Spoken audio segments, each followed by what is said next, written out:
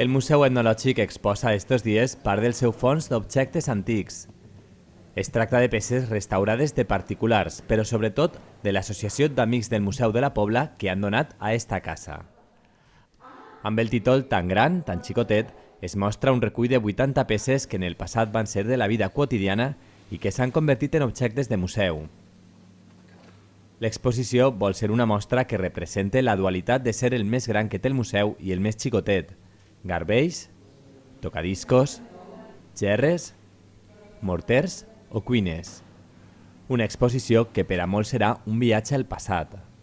L'hem tret sobretot perquè buscàvem dos objectius. El primer, mostrar a la gent diferents elements etnològics, però que sobretot els més xicotets pogueren veure la peça des del tamany més gran a un tamany més xicotet, saps? Perquè tinguera un efecte més educatiu.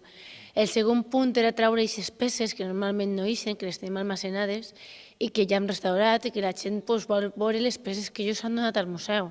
És l'excusa perfecta per treure-les, perquè normalment no estan en l'exposició permanent, que la gent pugui visitar-les i sobretot els més xicotets que vegin aquestes peces que ara ja no s'utilitzen però que han sigut de la vida quotidiana, presos de labranza.